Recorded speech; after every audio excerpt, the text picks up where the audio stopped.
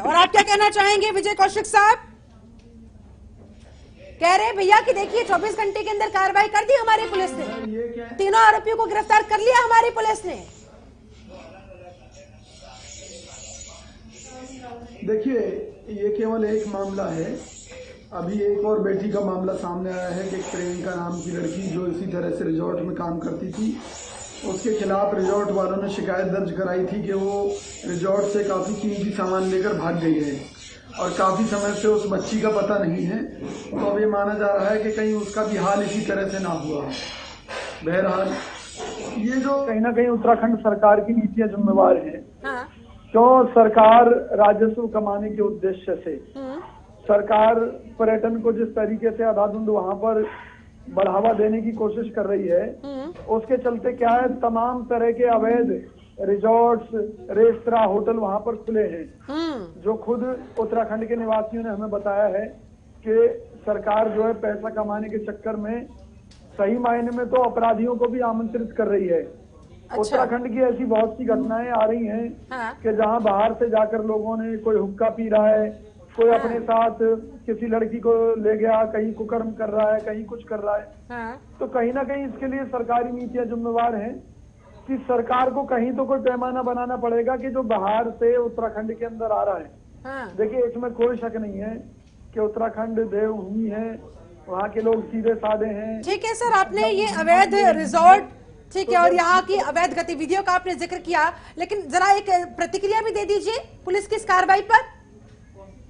जी, एक प्रतिक्रिया दे दीजिए पुलिस की इस कार्रवाई पर। पुलिस ने त्वरित कार्रवाई जो की है, लग रहा है आपको कि ठीक है, बिल्कुल सही दिशा में, सही तरीके से काम हुआ है। कांग्रेस पार्टी के दबाव में की है। अच्छा। और हम इस कार्रवाई का स्वागत करते हैं, लेकिन बगैर किसी हील हुज्जत के पहले से ही कार्रवाई होनी चाहिए थी। ठीक है। क्योंकि और भी जिन बेटियों का मामला आ रहा है उसमें स्पष्ट हो चुका है कि पुलिस ने कोई कार्यवाही नहीं की थी उन मामलों में। ठीक है। जिसके चलते आज तक उन बेटियों को पता ही नहीं लगा कि वो कहाँ गई, जिंदा है या मर गई, उनके साथ क्या हुआ। ठीक है, आप कह रहे हैं ऐसे और भी बहुत सारी अंकिता भंडारी है, उनके बारे में भी जांच होनी चाहिए जुड़े हुए। विजय जी, दरअसल सर हम जिम्मेदारी की बात कर रहे हैं, गलती की बात कर रहे हैं। राजस्व पुलिस और पटवारी, इनका भी क्या रोल इसमें हो सकता है? अगर हाँ तो किस तरह का, आपको क्या लगता है सर? देखिए, सबसे पहली बात है, प्रशासन के हर अंग का एक रोल इस चीज में है। हाँ। अगर किसी बाहर के व्यक्ति ने जमीन खरीदी है, हाँ। वो स्थानीय नागरिक के नाम पर खरीदी है, हाँ। अपने नाम पर खरीदी है, हाँ। उसकी बैकग्राउंड क्या है, वो अगर कोई भी निर्माण कर रहा है, अगर प्रशासन से बगैर बताए कर रहा है, तो अनलीगल काम हुआ कैसे? हाँ। सबसे बड़ी बात उत्तराखंड सरकार में। और अनलीगल काम हुआ तो उस पर कार्रवाई क्यों नहीं हुई?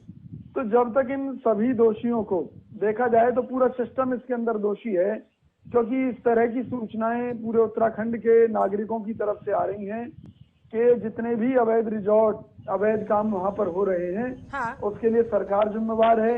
हाँ। क्योंकि जितने ज्यादा लोग जाएंगे वहां पर अवैध काम करने के लिए, वहां पर नशे का कारोबार बढ़ेगा। ठीक है, ये किस तरह का कनेक्शन होता है? रवि, सबसे पहले विजय Kaushik ji, 10 seconds you are having, जाते फाइनल कमेंट।